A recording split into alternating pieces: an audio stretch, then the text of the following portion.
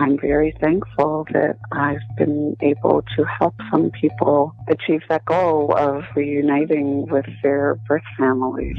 I don't even really know how to put it into words. It has just been an honor. And it doesn't feel like, oh, well, this is a job. It's a blessing to be able to participate in it.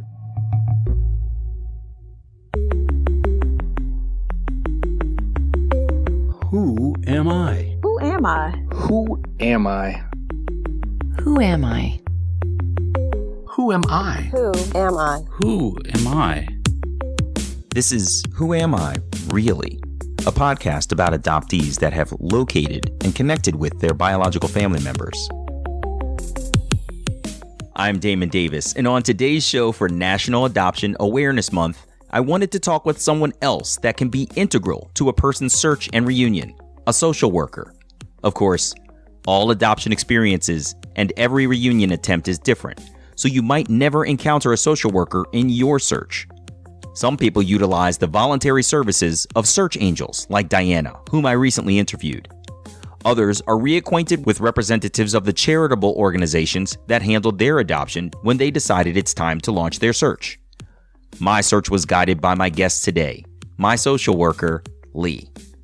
She's a native Baltimorean, born and bred, and she spent her whole career in child welfare and adoption services, recently retiring from the adoptions unit with Baltimore City Social Services.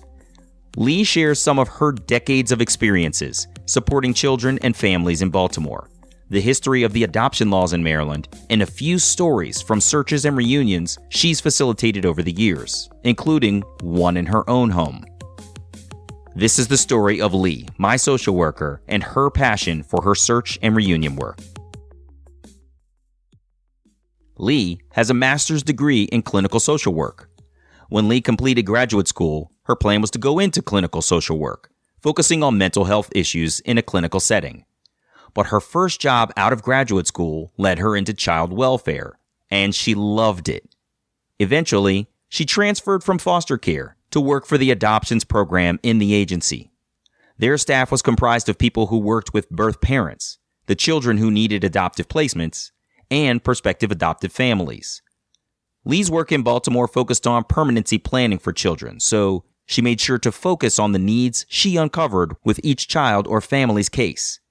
We started off talking about what clinical social work is and how she found innovative ways to meet the needs of the children she served. I loved it. I found a way to sort of do non-traditional clinical work with the families and the children that I worked with there, and I hope that I was helpful in making a positive difference in people's lives. That's really amazing. What kinds of things do you think of in terms of non-traditional clinical work? What is it? What's something that you're proud of that you used to do?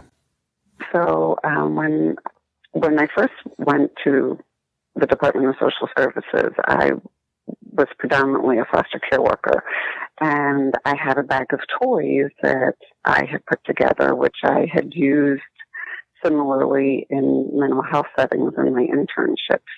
And when I was with my children, we did some play therapy, and they were able to bring out some issues that might have been sensitive for them to talk about otherwise. And when I say non-traditional, we weren't in an office setting, and it wasn't something that I was working with like under the supervision of a psychiatrist in that kind of clinical type setting. Mm-hmm. But I think the children did find it helpful, and it helped give me some good insight into what was going on with them so I could help better implement permanency planning for them, because that was our goal.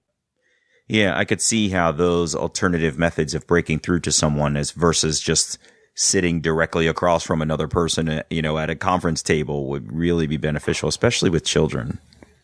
Right. And I would frequently, when I would go visit them, I would take them sometimes out to McDonald's or Burger King or someplace like that, so we could sit down and they would feel like I was doing something that they wanted to do, and it's an easier setting for them to talk to me. And probably builds trust, I think it too. helped.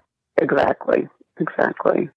In the late 1990s, The Maryland legislature enacted laws for search and reunion services for adult adoptees and birth parents. To provide those services, Lee got certified as a confidential intermediary, continuing her meaningful work to assist families in the community. For Lee, the adoption reunion experiences she tried to facilitate weren't exclusively about the families Lee served. She had a personal connection to the work of intermediaries supporting a reunion in her own home. Do you know what necessitated that change in the law for Maryland back in the late 90s, early 2000s? I think more and more people wanted to be able to have contact with their birth family. In Baltimore, there was the family court judge, Robert Watts, who was very pro-family and sympathetic to adoptees who wanted to be able to contact their birth parents.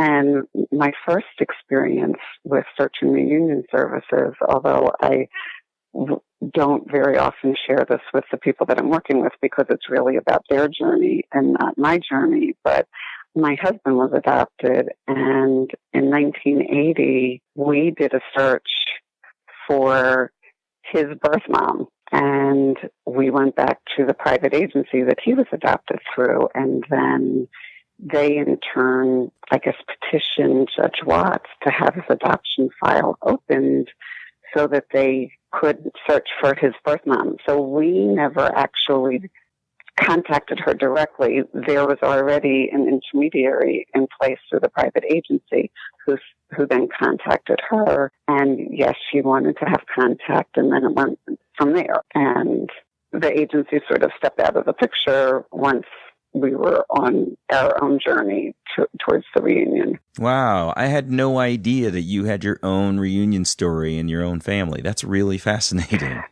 Lee says she doesn't usually share her husband's journey, except in special circumstances. Her focus is on the adoptee who's searching and their story. Still, the experience helps her better understand and relate to the emotional roller coaster adoptees are on during long periods of waiting for some kind of news, when things are unfolding the way the adoptee hoped it would, or when the adoptive parents are not very supportive of the adoptee's search. On his journey, Lee's husband gained a greater appreciation for his adoptive parents after finally checking the box on meeting his biological mother. Lee has always encouraged adoptive families to share the adoption experience with their children when they're young, so that the experience can be absorbed early. She talks a little bit about late discovery adoptees. I think that a number of adoptees have a fantasy of what it might have been like if they had stayed with their birth parents. And sometimes what happens is once they meet their birth parents, they find out that that's really not the way it would have been. Yeah, that's right. And, a lot of times people find out that they were adopted in childhood. And so that is probably your most whimsical, fantasy-driven stage of your life. And so naturally, when you imagine what else could be, it would be less grounded in reality. And it's going to be way more up in the clouds and imaginative. I was just going to say, we do always encourage adoptive families to tell the children when they're very young that they were adopted, and it just becomes part of their life story, because we have found a lot of times when they find out when they're much older, it's like it rocks their world, because what they grew up believing as the truth wasn't the whole truth. Right. And when they find out in later adolescence, that's already a very difficult time for the children, and of course the families too. It's a hard time for everybody, but to find out then that what you believe to be the truth was not the whole truth about your life can really cause issues. And generally, if adoptive parents present the information about how they built their family and they became parents to the child in a really positive way, the children see it that way also. I was told at a very early age that I was adopted, and my mother, Veronica, always told me that if I wanted to search for my biological mother, she would help me. While she's still alive, for all intents and purposes, I've lost my mother to mental illness. But she did still find it within herself to share my non-identifiable information about my adoption through Baltimore City Social Services And that information led me to Lee. I don't know much about social work, and especially the office that Lee worked in. So I asked her about the adoptions unit work and their goals. Lee describes a whole host of services the city provides, but she underscored that the search and reunion work is what she holds dear. Our responsibilities were to finalize adoptions for children that were in our public child welfare system with Baltimore, whose plan was adoption, as well as to provide the search and reunion services when we had a free moment, and to supervise adoption subsidy services for families that had already adopted and were receiving financial or medical assistance from us, as well as provide some post-adoption services to families who needed some extra help if their children were having some issues regarding their special needs or adoption-related issues. Man, so your unit was end to end almost in adoption. It sounds like you were assisting in the completion of adoptions. You were assisting in the sort of ongoing well-being of that adoption in terms of assistance to the family.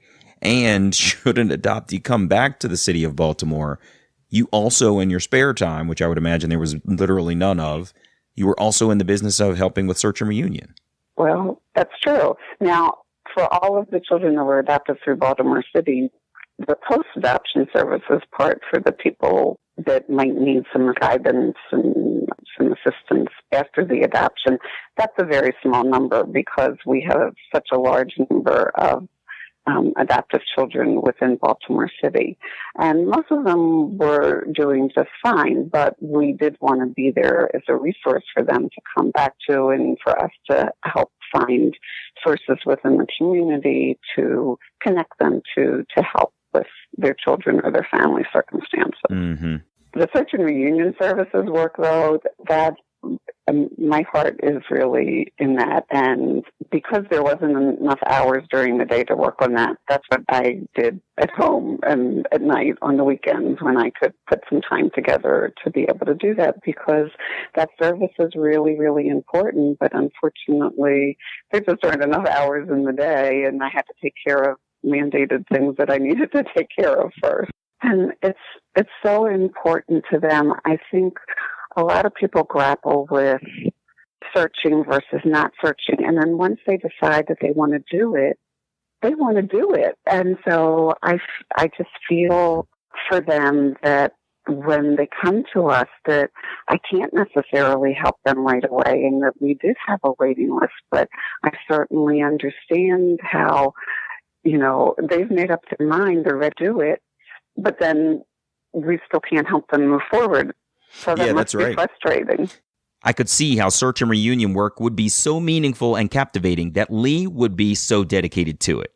There's a very personal puzzle before you, and you have been trained as the intermediary that can help reunite people who have a very intimate and direct link to one another. Lee's work certainly must have had highs and low points. I wondered what kinds of things inspired her and what elements of her work she found most challenging.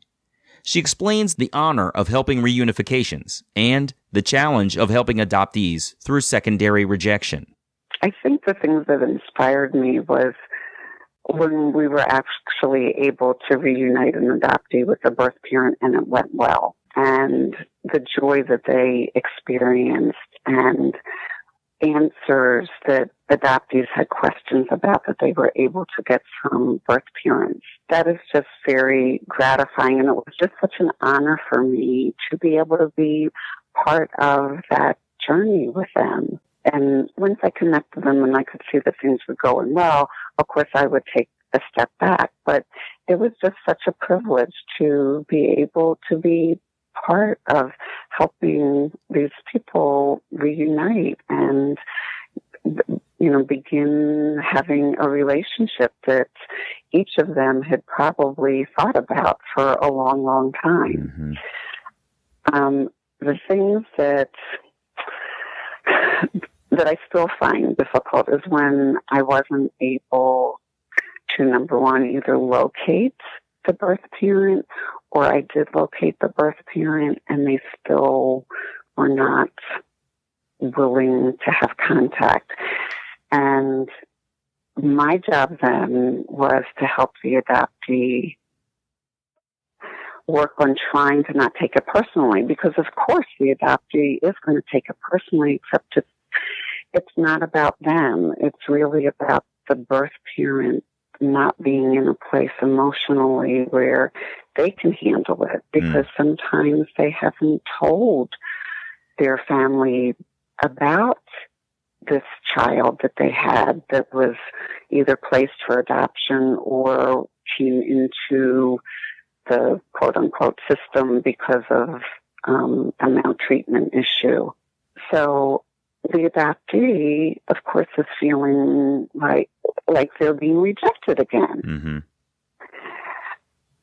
And what I hope I was able to do, fortunately, I did not have too many circumstances like that, but I did have some. And what I hope I was able to do was help them understand that it wasn't them. One case in particular, the baby was born as a result of non-consensual sex. And I was able to locate the birth mom. And she did actually talk to me on the phone one time. She did not tell me never to contact her again, but she did say she just could not handle having a relationship at that point. And I'm sure that for her, it brought back memories of a really terrible time in her life. And I do believe that the children she went on to have did not know about that incident. The adoptee asked me to send a letter to her periodically. So I would wait until the adoptee would contact me, which was approximately about every 6 months. And the adoptee really had a wonderful life and seemed like such a great person. So I would send a letter to the birth mom every 6 months or so without identifying who the adoptee was. But the birth mom knew who I was talking about, and just sort of giving her tiny little updates about the adoptee's life and asking her to please contact me if she was ready to have a relationship with this young woman, or at least to discuss it a little bit further. And I never heard from her, but I never got the mail returned either. That's really interesting. Yeah. And so I worked, the adoptee fortunately, mentally and emotionally was in a good place, and she understood, but she never really gave up on that desire to try to meet the birth mom. And I feel sorry for the birth mom, because I think in a respect it was a loss for her that she wasn't ready to try to meet this young woman who had turned into a beautiful young woman. Yeah, I'll bet that must have been very hard. And I can imagine the trauma of a child that you gave birth to out of a situation of non-consensual sex coming back years later. I mean, in many ways, I think the adoptee also has to be prepared for the fact that your reemergence is going to also remind the person that you've contacted of every moment that led up to your birth, right? And that's a really, that's a hard thing to wrap your mind around, especially when you don't know. I think a lot of adoptees are fearful that they were, the product of a rape or something along those lines.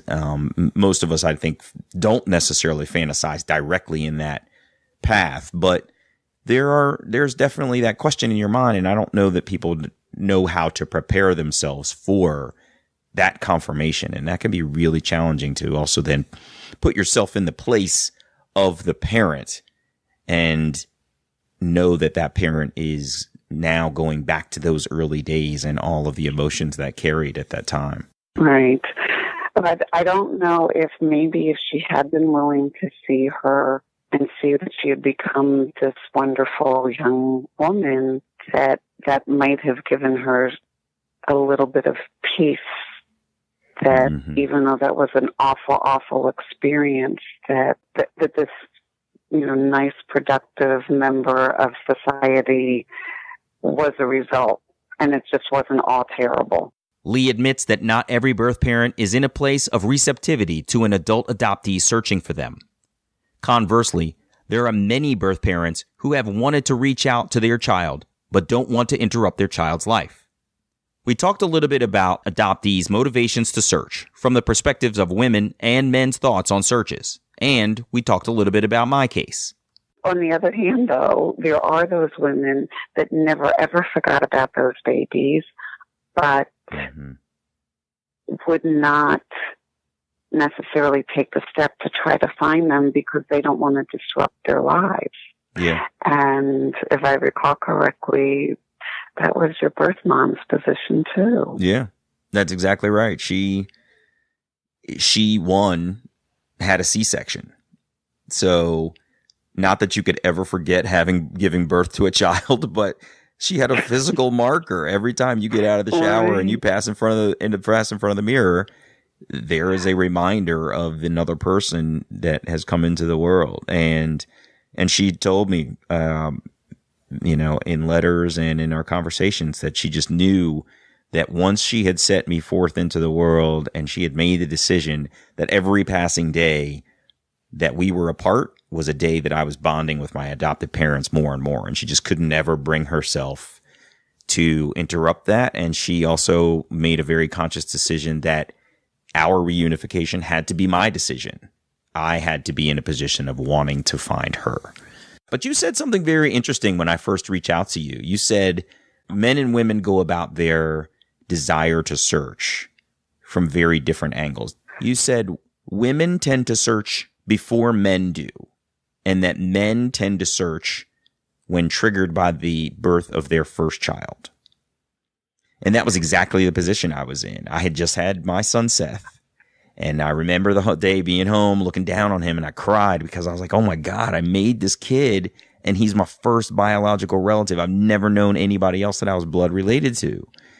But I also took away from your comment the fact that I think we would all agree that women tend to be more emotional at an earlier age too. And therefore, like they think more conscious thoughts about their own existence in the world and how they relate to other people. And therefore, if you've told a young lady that she is in fact directly related to someone else, of course she's going to be more emotional and thoughtful about her own existence and therefore probably decide to search earlier. I think in general also, we have found that more women search than men. I pointed out to Lee that on social media and in Facebook groups, there are far more women than men who are openly talking about adoption issues. And drilling down further, there are even fewer people of color openly expressing themselves about adoption. Lee pointed out that the population of Baltimore City, served by her agency, is predominantly people of color. She talked about some of her experiences serving families in Baltimore. Because of the population in general, the Baltimore City Department of Social Services works with, many, at least of the reunions that I've done, most of them have been people of color. Mm-hmm. And I find that they are usually so welcoming of adoptees into the family. One of the reunions that I did recently, I wasn't able to locate the birth mom, and the person that was reported to be the birth father was deceased. But I was able to locate his brother. And in Maryland, the law is that if the birth parent is deceased, you can look for other relatives.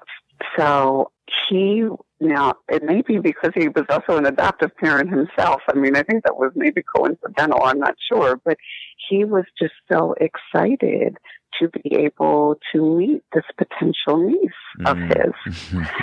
And even if they decided that even if they weren't biologically related, that they were family anyway. Mm-hmm.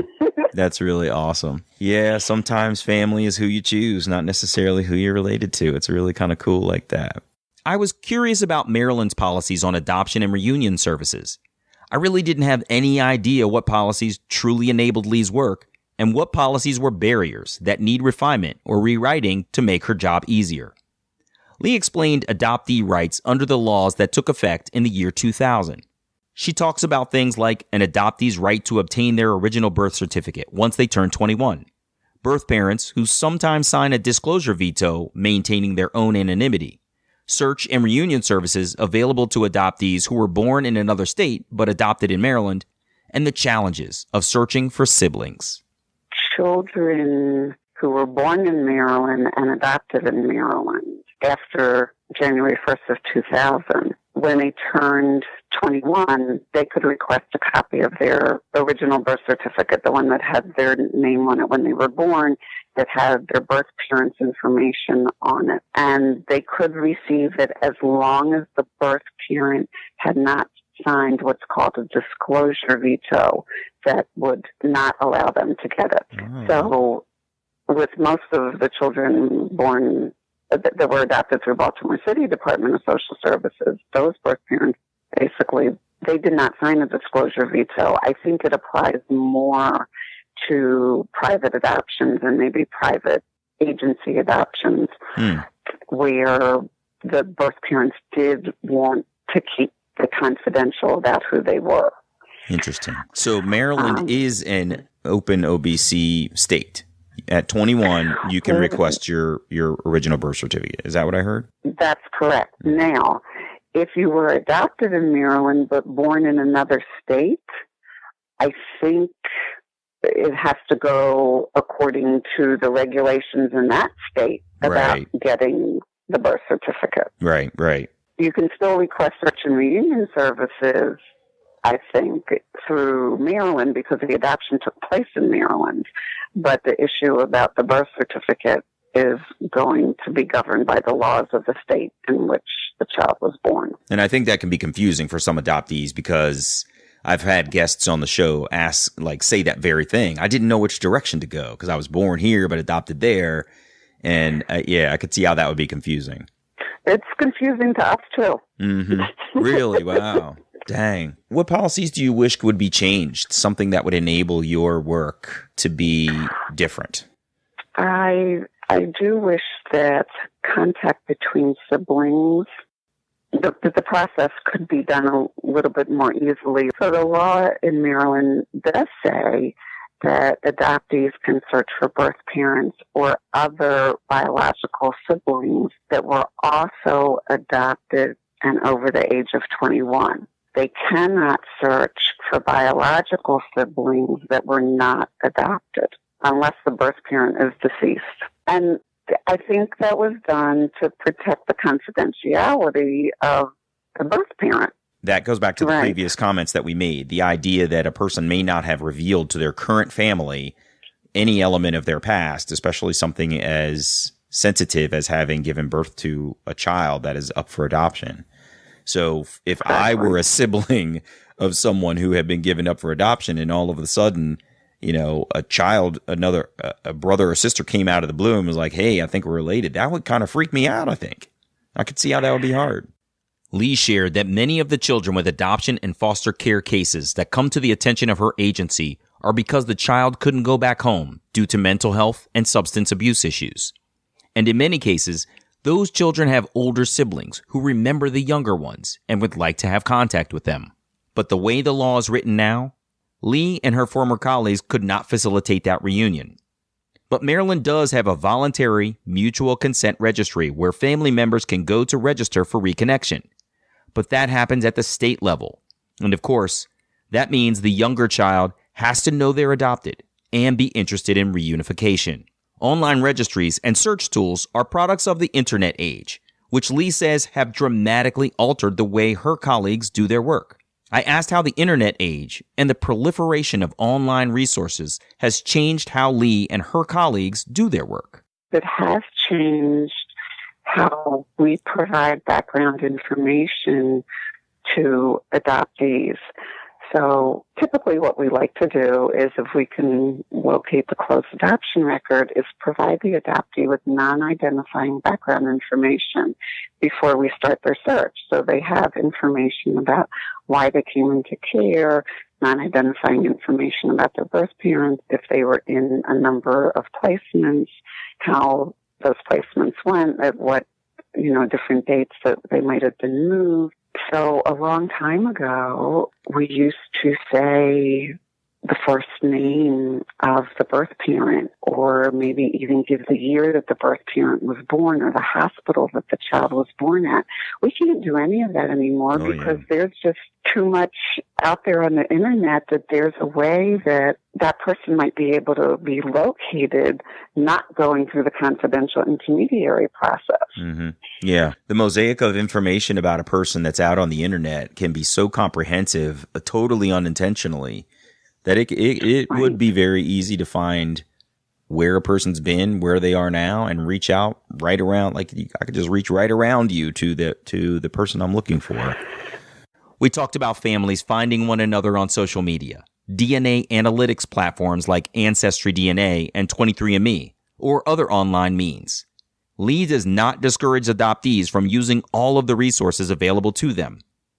I took a moment to remind Lee about elements of my own journey and updated her on finding my biological father completely by accident via DNA testing after my birth mother Anne initially named the wrong guy as my birth father. She reminded me how fortunate I've been along my journey and shared some history about why searching for a birth mother, while instinctual for most adoptees, is also more practical based on adoption history. You have had an amazing story. You really have. I've been really, really thankful, grateful, feel blessed. I mean, it's just been an unbelievable journey. Really unreal. This was extremely fortuitous that I was able to find this other guy via DNA testing. That really is. And that is one thing that I always caution adoptees that I'm working with. I always recommend look for the birth mom first, because we know who the birth mom is. Mm-hmm. The birth father, especially because DNA testing, wasn't done decades ago. Decades ago, birth fathers, if the birth mom was not married, the birth father didn't have to give the consent for the child to be relinquished for adoption. But it was like they didn't have any rights back then. So it wasn't until sometime, I think, around the late 70s or early 80s that birth fathers did have rights, and whoever was working with the family for the adoption had to reach out to birth fathers also. But even then, sometimes women did not necessarily name the person who was actually the birth father. Oh, yeah, I have heard that.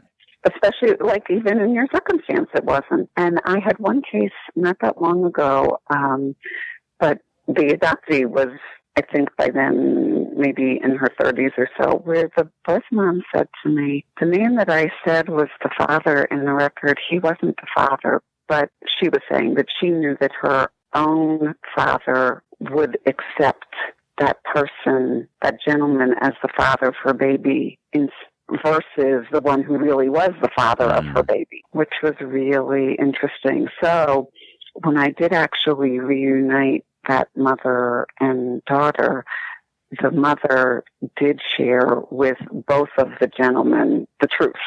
Wow. That's crazy, really. As we concluded our conversation, it hit me that Lee's work is emotionally challenging. She and her colleagues see some true human stories with some facts about how children come into their services that are probably very hard to listen to. I asked Lee how she manages her own mental health and well-being when facing the emotional roller coaster of each adoption journey. And we closed with some appreciation for all of the social workers out there who do their best to help each one of us navigate their portion of our own journeys. Let me ask you one sort of final thing. It must be really emotional for you to read these situations, to meet these children in child welfare, adults seeking reunion, and all of the various ups and downs that coincide with the work that you did. How did you cope sort of mentally and emotionally with all of the challenges, in your work, in your searches, in everything that you did? How did you even manage that? Well, I don't know. I mean, every morning I would get up and I would say a prayer that God would give me the strength and the wisdom and the compassion and the caring to help somebody that day. And that's what I set out to do. And sometimes it worked really well, and then sometimes it didn't turn out so well for the people that I worked with. But I think I felt that if I could be there with compassion and care for them, that hopefully it would hurt a little bit less. Yeah. I could see how you would have to sort of reset yourself every day and probably every night when you go home, right? Well, you do sort of remind yourself that this is somebody else's life. This is their journey. This is something that they have to work through. As much as you want to help take away their pain or their struggles of what they're going through, there's only so much that you can do. But if you can help be a support person and help them get through to the other side of the pain, or even through the joy, if it turned out to be really positive, then to me it's all worthwhile. I think that's why we're here on Earth, to help each other through those journeys. And they're not always positive ones. Sometimes there are real struggles and there's pain, but with love and caring, hopefully it has a good outcome. At least we know that other people do care and there is love out there, because we see way too much of the other side also, sadly. Yeah, that's true. Well, I was so thankful for you and all that you did for me. I mean, my story just unfolded in a way that I never could have imagined. But I always tell people, whenever I have the chance to give the full story, and I talk about how you called me at my office and said, I have your letter. Do you want me to mail it to you or read it to you? I was like, read it to me, but not here. I have to go be somewhere where I can be alone. And I can still hear, how thoughtful and compassionate you were in your voice as it came over the phone, basically as the surrogate for my own birth mother's voice as you read that letter to me. And that was really special. And I've always told people, she just had this soft, angelic, really caring voice, and it was exactly what I needed in that moment. And so I thank you. Damon, you give me too much credit, but thank you very much. No, and it's true. Well, like I said, it's just a privilege and an honor to be able to be part of people's journeys through this. Yeah, appreciate it. And I appreciate your time today, Lee. This has been really fantastic. I've been trying to sort of expand my mind beyond, what's commonly referred to as the adoption triad. There's, the adoptee, the adopted parents, and the birth parents. But I've really tried to think about how many other folks are involved in an adoptee's journey. And especially in Search and Reunion, you were a huge part of that. And so I really appreciate you taking time to explain more of what you do, how you got there, and just how you've tried to help people through their journey. So thank you so much for being with me today. Well, it has been a real pleasure, and I'm very thankful that I've been able to help some people achieve that goal of reuniting with their birth families. I don't even really know how to put it into words. It has just been an honor. And it doesn't feel like, oh, well, this is a job. It's a blessing to be able to participate in it, to me. That's really fantastic. And so many people, I'm sure I speak for many, many other adoptees who thank you for all of your efforts, even for those who, maybe didn't get the outcome they were looking for. I'm sure they're thankful for whatever information you were able to give them. So thank you so much to you and your colleagues in Maryland, in every state, and at every level of government for all of the work that you do to try to help us out. It's really super appreciated.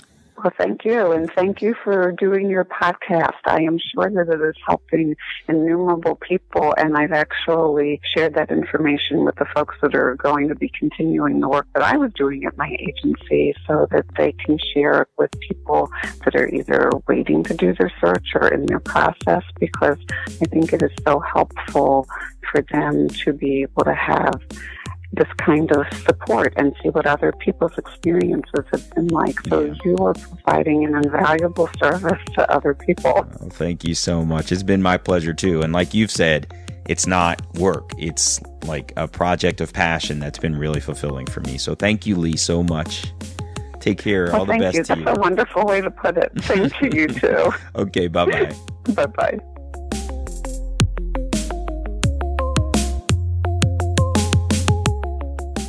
Hey, it's me. You could probably hear my reverence for Lee. She was a special person for me at a time of high curiosity about the facts about my own adoption, about who my birth parents might be, and the possibilities for what my search might bring. But my case is only one of the many that Lee has helped adoptees through over decades of public service in Baltimore. Lee told me she hopes to continue her search and reunion work, and she's looking at her options. Of course, I suggested she might consider becoming a search angel, and I connected her with my prior guest Diana to explore the possibilities. It would be a shame to lose someone so passionate about the welfare of adoptees and families, so I hope Lee's retirement leads her down a path that will help her continue her great work for adoptees like me. For people adopted in Maryland and looking to start their search, you can go online to the Department of Human Services website at dhr.maryland.gov and search for the phrase Search and Reunion. You can also call the coordinator for Search and Reunion Services. His name is Jeffrey O'Donnell, and you can find him at 410-767-7171. I'm Damon Davis, and I hope you'll find something in Lee's story of her work in adoption, search, and reunions that inspires you, validates your feelings about wanting to search, or motivates you to have the strength along your journey to learn, who am I, really? If you would like to share your story of locating and connecting to your biological family, visit whoamireallypodcast.com/share. You can also find the show online at facebook.com/WAIReally or follow me on Twitter at WAIReally.